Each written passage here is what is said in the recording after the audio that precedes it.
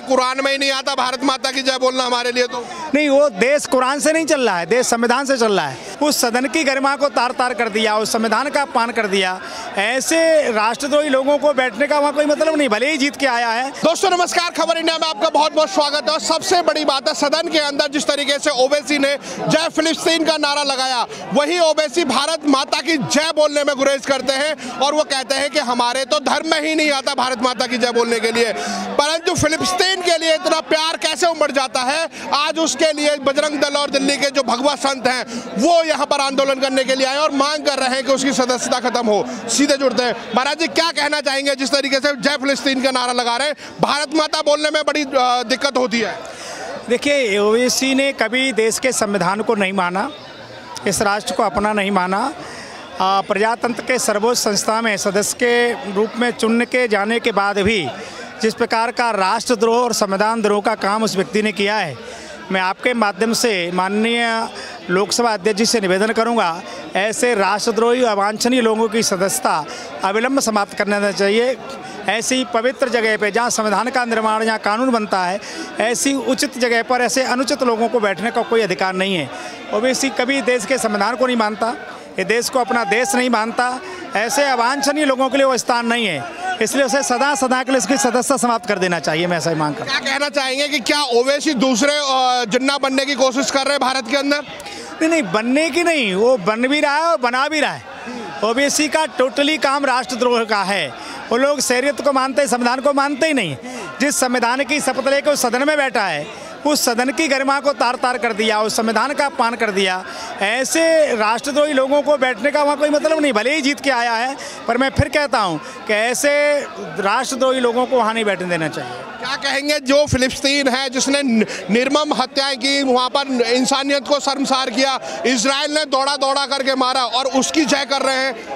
देखिए, वो लोग टोटली गरिमा हिंद बनाने की बात करते हैं, इस्लाम को मानते हैं, शरीयत को मानते हैं, देश को और संविधान को तो मानते नहीं।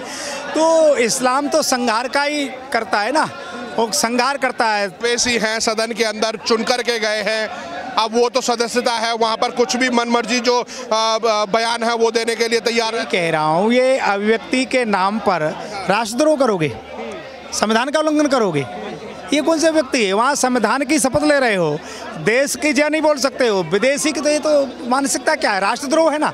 तो राष्ट्रद्रोह का कानून लगना चाहिए और राष्ट्रद्रोहियों को तो वहाँ बैठने का कोई अधिकार नहीं है। कहते हैं कुरान में ही नहीं आता भारत माता की जय बोलना हमारे लिए तो नहीं, वो देश कुरान से नहीं चल रहा है, देश संविधान से चल रहा है। वहाँ जो शपथ ली जाती है कुरान की नहीं ली जाती, संविधान की ली जाती है। कुरान तो फिर जाके मौलाना बन जाओ, कहीं कुरान पढ़ाओ जाकर मदरसे में, वहाँ क्या ले रहे हो जाकर के?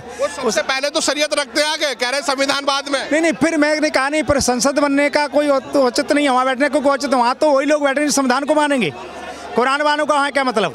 सदन में कैसी कार्रवाई चाहते हैं आप लोग? हम चाहते हैं कि ऐसे अवांछनीय लोगों की संविधान के तहत सदस्यता समाप्त की जाए, क्योंकि उसने संविधान का उल्लंघन किया है, राष्ट्र का द्रोह किया और राष्ट्र का जो संरक्षण नहीं कर सकता, संविधान का उल्लंघन करता है, ऐसे व्यक्ति को वहाँ बैठने का कोई अधिकार नहीं। आपको लगता है देशद्रोही वाली कानून लागू होने? निसंदेह लगना ही चाहिए, लगना ही चाहिए, लगना ही। बहुत धन्यवाद।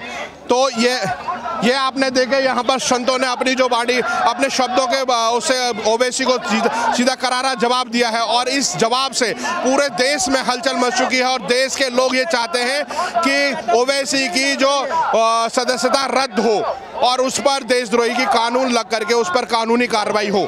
आप हमारे साथ जुड़े रहिएगा। जय हिंद, जय भारत। ओवैसी के पुतले को यहाँ पर जलाया जा रहा है। आप देख सकते हैं कितना जंतर मंतर के अंदर यहाँ पर इतना विरोध हो रहा है और ये ओवैसी का पुतला यहाँ पर जलाया गया है। आप देख सकते हैं यहाँ पर जय फिलिस्तीन का नारा देने वाले ओवैसी को कितना भारी पड़ा है और उसको यहाँ पर ये आप देख सकते हैं ओवैसी के पुतले को जलाया जा रहा है। तो आप देख सकते हैं, तो ये आप देख रहे हैं कि यहाँ पर जंतर मंतर पर पूरा विरोध यहाँ पर ओवैसी के विरोध में हो रहा है और कह रहे हैं कि